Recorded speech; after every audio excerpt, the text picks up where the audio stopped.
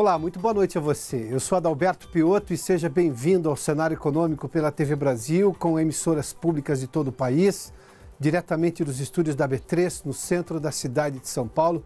Vamos aos destaques do cenário econômico de hoje. O dia do mercado hoje foi inverso, se comparado a ontem e antes de ontem. Hoje o Ibovespa caiu e o dólar subiu um pouquinho, mas não na mesma proporção, do que ontem o dólar caiu e o Ibovespa subiu, ou seja, foi, digamos, um movimento inverso, mas muito mais leve do que a alta, por exemplo, que tivemos do Ibovespa e das ações e também a queda importante do dólar nos últimos 2 dias. A bolsa em queda, dólar em alta, a venda de veículos subiu no mês de setembro, isso continua impressionando, inclusive a Associação dos Fabricantes, a Anfávio, que demonstra uma continuidade da recuperação do setor automotivo no país. A poupança teve recorde de depósitos em setembro.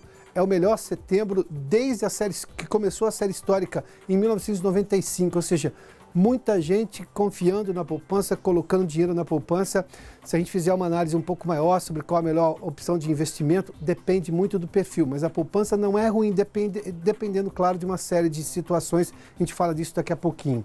E no estúdio a gente conversa com Rodolfo Ramazzini, a gente tem o Dia das Crianças chegando aí e, claro, toda uma preocupação com brinquedos falsificados. Tudo isso no cenário econômico que já está no ar.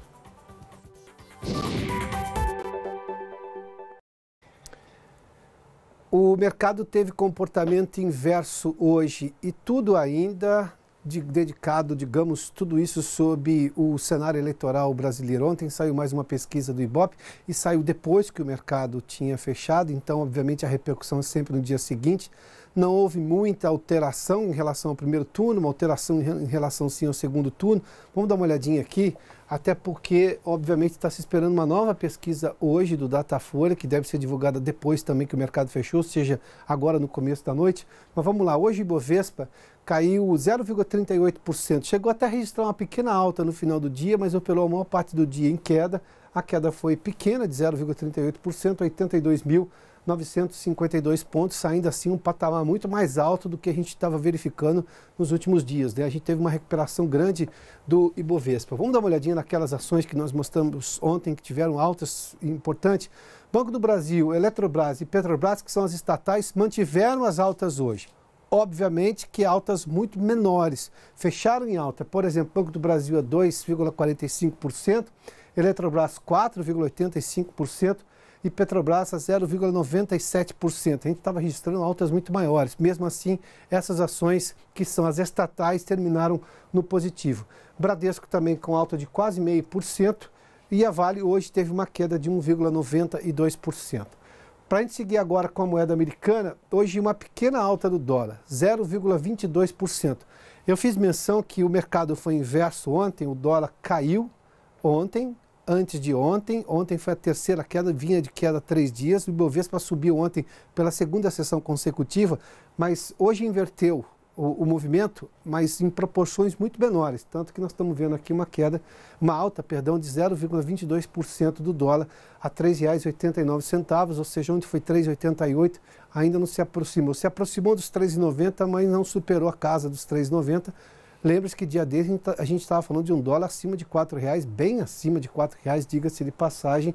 Agora nós temos um dólar 3,89. Há muita expectativa, muita especulação em relação ao cenário eleitoral, o que pode ser confirmado agora, no próximo dia 7, no domingo, que tem o primeiro turno das eleições, se vai ou não ter segundo turno, e isso tudo vai mostrar qual vai ser o comportamento do mercado, que obviamente está lidando com 2 opções do ponto de vista econômico, muito distintas. Uma que já passou pelo governo, outra que pode chegar ao governo, e isso é evidentemente que gera especulação e posições de investidores divergentes. Bom, vamos falar sobre a poupança. Teve recorde de depósito da poupança agora no mês de setembro, uma informação divulgada hoje pelo Banco Central. Em setembro o depósito foi de 8.542 bilhões de reais. Nós estamos falando de depósito. O maior valor desde 95 esse dado aqui. Vamos lá. O saldo positivo, ou seja, entre saques e depósitos, é de 6 bilhões. O saldo não só é positivo, como é muito positivo. Nós estamos falando de 6 bilhões 779 milhões de reais. E o saldo total, o que tem aplicado hoje na poupança, é de 775 bilhões 775 milhões de reais. A poupança é ou não é uma boa aplicação? Se você fizer a seguinte conta, isso obviamente depende do perfil, de quais são os seus objetivos, ou seja, não dá para fazer aqui uma explicação de o que vai atender a todo mundo. O que vale, evidentemente, para todo mundo é o seguinte: qual é o valor que você tem para aplicar? Se esse valor multiplicado pelas suas necessidades mensais não for muito grande, ou se for inferior, a poupança é sim um bom investimento. Por duas razões. Ela é segura, ela tem um rendimento compatível hoje com boa parte das aplicações conservadoras e mais que isso, você retira quando você quiser e não paga imposto de renda sobre o rendimento que você tem na poupança. Ou seja, não tem nenhum complicador para aplicar na poupança. Além de tudo, é uma aplicação que você conhece. Se você tem, por exemplo, dinheiro sobrando, que se você fizer a conta você gasta por mês, você gasta, por exemplo, 10, só para você ter uma ideia, e você tem 100, obviamente que você tem o seu gasto mensal vezes 10. Você pode ali correr um certo risco. Depende também da pessoa, que tipo de emprego ela tem estabilidade no emprego, não tem, porque levando-se em conta o momento da economia e que você tem o risco de perder o emprego, a gente vai falar disso num outro momento aqui no cenário econômico, isso pode implicar em você aplicar mais ou aplicar menos, recorrer à poupança ou em outro tipo de aplicação. Aqui tem uma coisa, os bancos não gostam muito de oferecer, os gerentes de banco não gostam muito de oferecer poupança, porque eles não têm ganho sobre isso. Eles vão oferecer outros investimentos, como por exemplo renda fixa.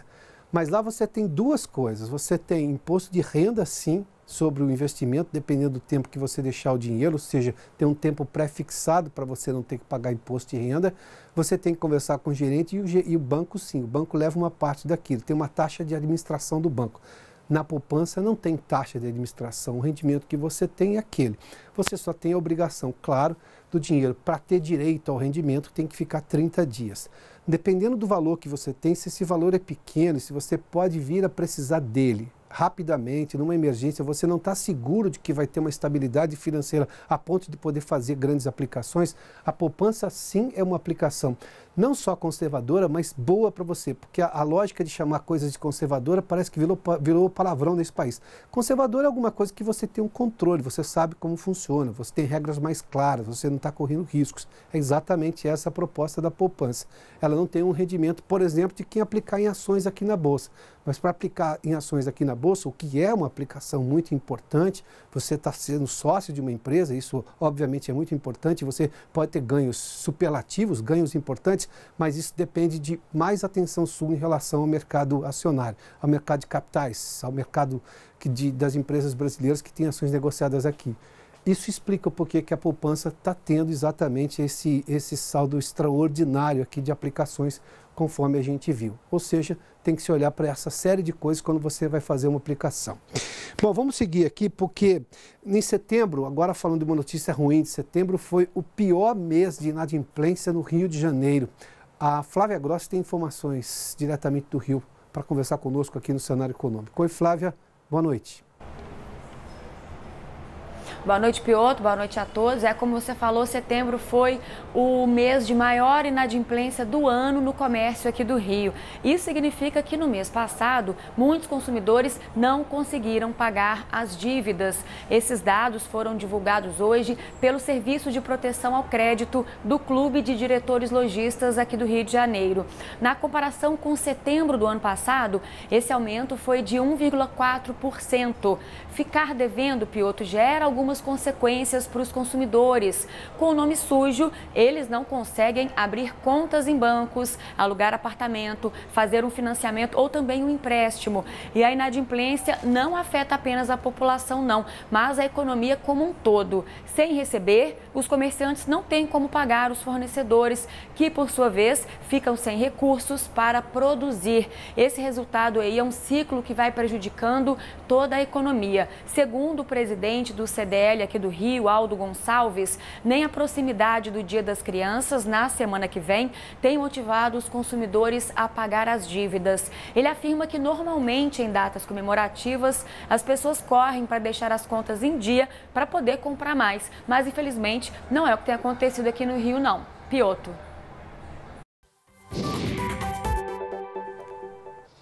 Muito obrigado, Flávia. Só vou reforçar um ponto que Flávia nos trouxe aí, que a inadimplência não traz um problema só para o cliente, para o consumidor, traz para o comércio, para a economia como um todo. Se a gente pegar os números recentes que nós divulgamos aqui, dependendo evidentemente do órgão, varia de 61 milhões a 63 milhões de pessoas inadimplentes no país, é exatamente esse o número de pessoas que não pode comprar a prazo.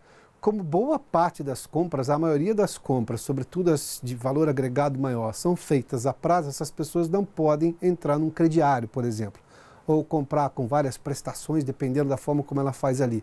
Isso, obviamente, tira o poder de compra dessas pessoas, elimina-as do comércio de mais longo prazo, ou seja, de compras maiores, e isso afeta a economia como um todo, porque o consumo das famílias tem valor muito importante no cálculo do PIB. Bom, vamos falar sobre PIB, vamos falar sobre venda de veículos, que cresceu agora no mês de setembro, e isso demonstra claramente, segundo a própria Anfávia, a Associação do setor automotivo no país, a continuidade da recuperação do setor automotivo. Vanessa Casalino está conosco em São Paulo. Vanessa, boa noite.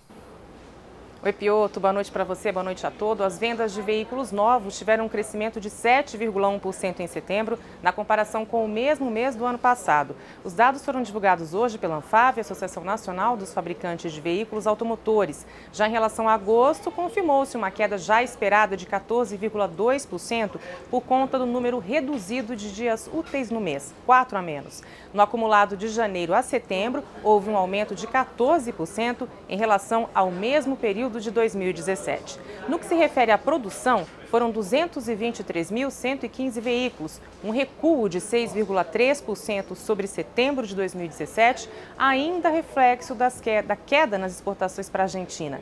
Por esse motivo, segundo a Anfávia, as montadoras têm ajustado a produção de acordo com a demanda das exportações. Em relação a agosto, a queda foi de 23,5%.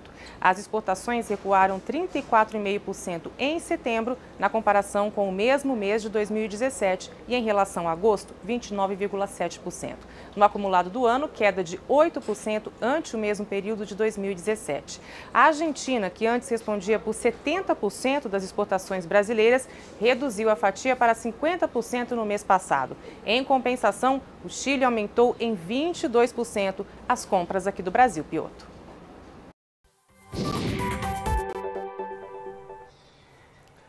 Muito obrigado, Vanessa.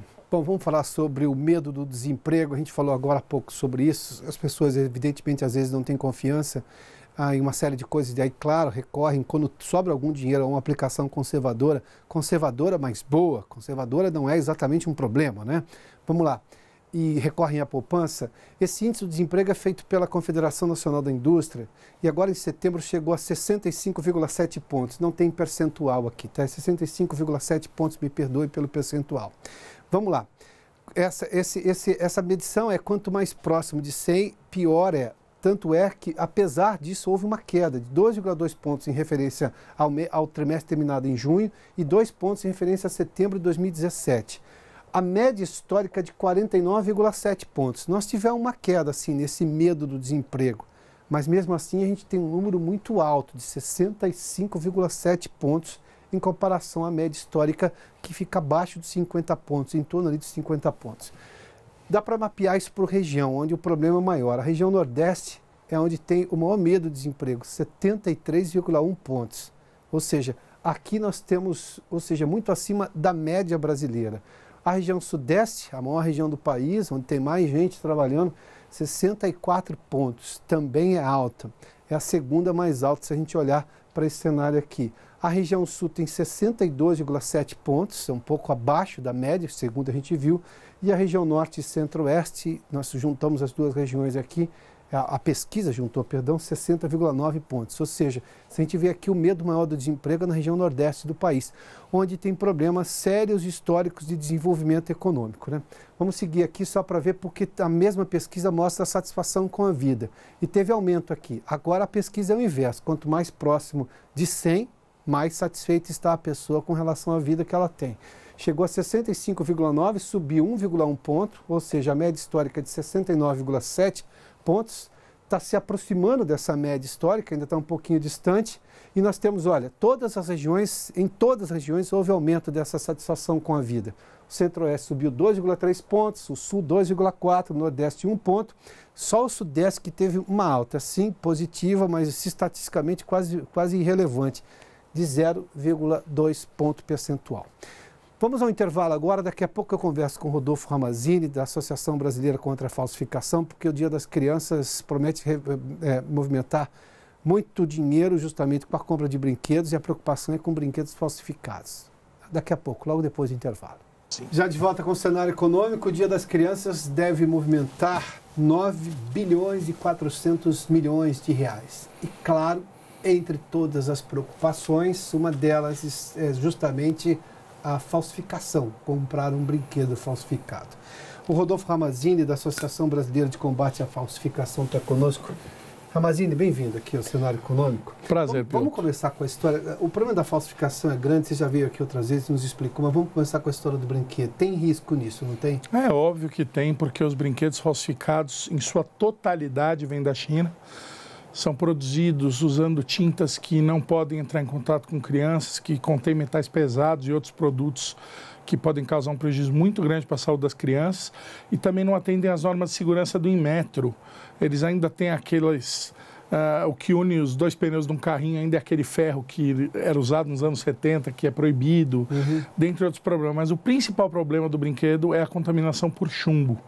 Então é um problema gravíssimo, a gente vem realizando diversas operações com a polícia e com a Receita para coibir isso, mas como os nossos portos estão desguarnecidos, como eu já falei aqui 1 milhão de vezes, e as nossas fronteiras também, isso está entrando, e agora com o final do ano, mesmo com a Operação Ágata acontecendo, nós achamos que vai aumentar muito o volume desse produto no mercado, a não ser que se faça algo para coibir isso de uma maneira mais efetiva. Bom, mas os pais podem tomar esse cuidado, obviamente. Tem que ter, se encontrar o selo do Inmetro, confia, senão não, é isso? Selo do Inmetro, procedência, enfim, ver quais são as marcas, porque o pai comprar um brinquedo que é de um super-herói X, só que esse produto pode estar vindo da China falsificado, então é ver aonde você compra, tentar adquirir em locais da sua extrema confiança, lojas de grandes redes, pedir nota fiscal, porque senão você pode acabar causando um prejuízo muito grande para a segurança dos seus filhos.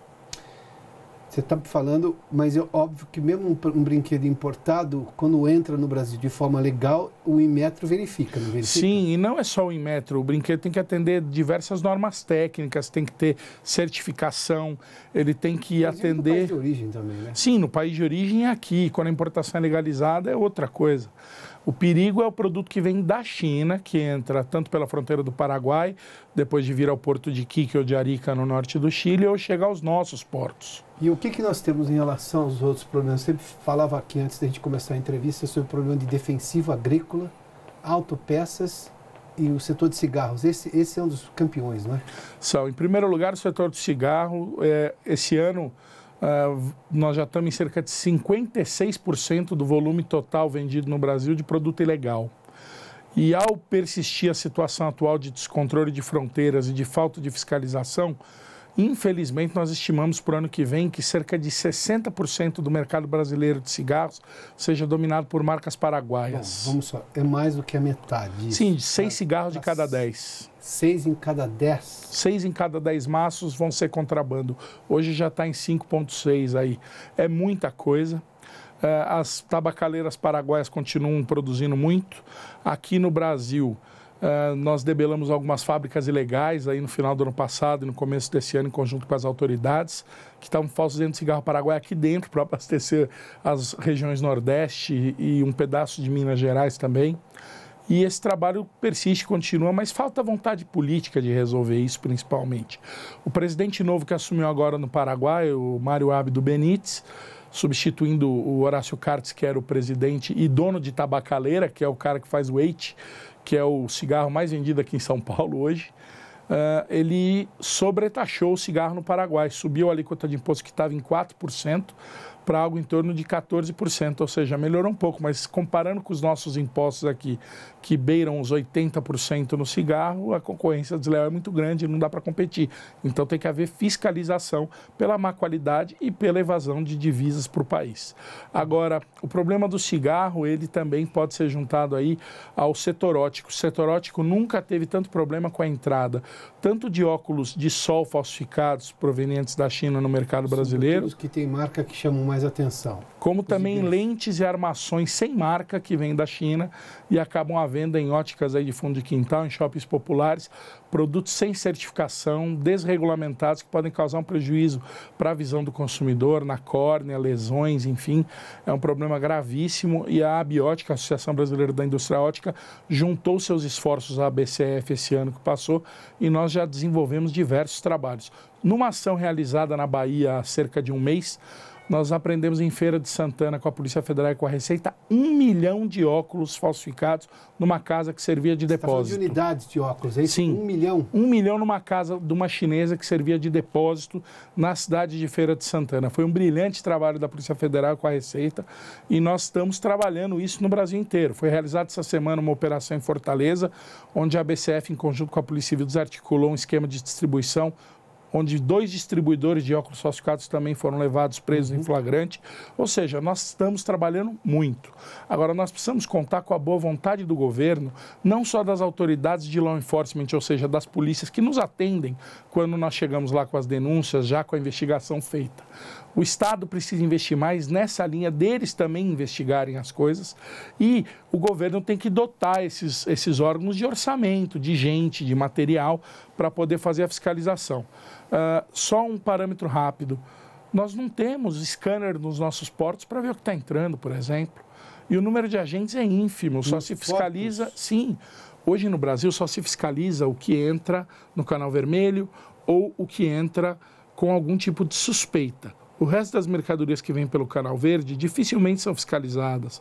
O Brasil... O que é Canal Verde e Canal Vermelho? São os canais da Receita Federal. Canal Verde é liberado, o container passa direto, só se vê os documentos. Canal Cinza, se olha os documentos e se faz uma fiscalização por amostragem dos containers. E quando está no Canal Vermelho, aí se olha tudo, se abre o container e tudo mais.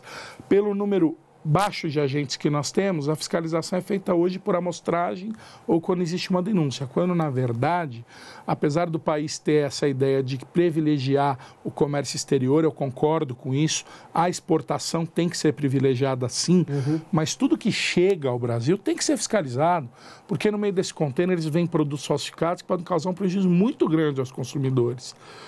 Nós realizamos se reverte no custo à saúde do país. E muito. Por exemplo, que Piotr... deixam de ser produtivas, diga-se de passagem. Sim, Piotr, nós andamos realizando apreensões agora, nesses últimos meses, de produtos cirúrgicos e hospitalares, catéteres, stents, lâminas de artroscopia para cirurgia de joelho, lentes de contato.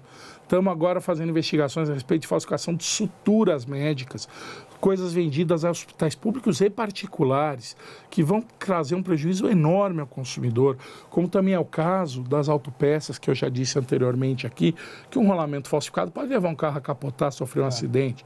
Então nós temos que ter muito cuidado com isso, e o consumidor tem que estar atento aonde ele compra, o preço que ele paga e a origem desse produto. Exigir nota. Se o preço estiver barato, desconfie, porque é um produto falsificado ou um produto roubado. E o consumidor tomando esses cuidados, ele vai estar protegendo a si mesmo de ter um problema, ele vai estar protegendo a indústria nacional, vai estar protegendo a nossa economia para que haja uma retomada do crescimento e um aumento na geração de emprego. A história do rolamento se aprende isso na escola de mecânica. Rolamento é um negócio de alta precisão. Alguma coisa que não foi bem calculada e está ali, e numa peça falsificada, obviamente eu não posso esperar muita coisa, o problema, a possibilidade de um acidente é exponencial. Vou citar um caso rapidinho para você. No Paraná, a empresa de captação de água comprou um rolamento falsificado. Esse rolamento danificou o maquinário de captação e teve que ficar tudo parado durante dias enquanto era substituída a peça. Isso pode causar um prejuízo muito grande para a população em geral, não só para o consumidor final. Fornecimento de água, diga-se de passagem. Rodolfo, obrigado pela gentileza, viu? Foi um prazer, Piotr. Muito obrigado. Rodolfo Tomazini conversou conosco aqui no Cenário Econômico. Obrigado pela sua companhia, pela audiência. Muito boa noite a você. Até amanhã.